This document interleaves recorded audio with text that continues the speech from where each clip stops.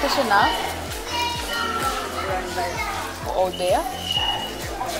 13 jaar. En welke klas zit je? Zesde klas. Van welke school? Grote. Oké.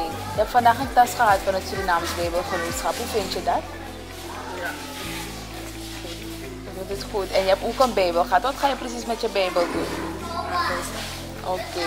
En was je zeker als mama een nieuwe tas voor je zou kopen? Oké. En je mag nu het Surinaams Bijbelgenootschap bedanken.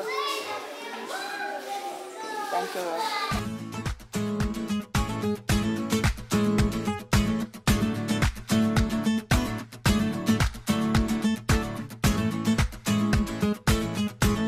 Mijn naam is Susanne en ik ben hoofd van de openbare school van Assanto. Juffrouw Susanne, vandaag heeft het Surinaams Bijbelgenootschap enkele schooltassen en bijbels gebracht voor de leerlingen. Hoe vindt u dat? Wat ging er nu om toen de mensen van het Surinaams Bijbelgenootschap kwamen? Ik was verrast, ik ben heel blij. Natuurlijk zijn de kinderen blijer dan ik, omdat ze hadden de tassen hard nodig. De kinderen kunnen niet een tas kopen. Zeg maar een kwart van de leerlingen, en dat is ongeveer maar 25 kinderen waarvan je ouders een tas kan kopen. En we hebben geen winkel hier waarbij je makkelijk aan een tas kan komen, dus dat is heel goed. Oké, de kinderen hebben ook bijbels gehad, kinderbijbels met plaatjes die ze beter kunnen begrijpen. Wat vindt u daarvan?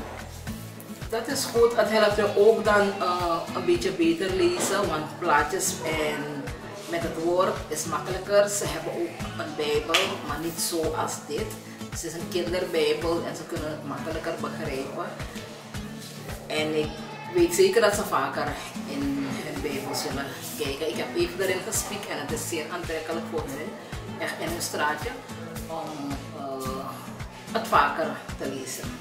Oké, nou dat is prima. En wat wilt u nog zeggen aan het Surinaams Bijbelgenootschap?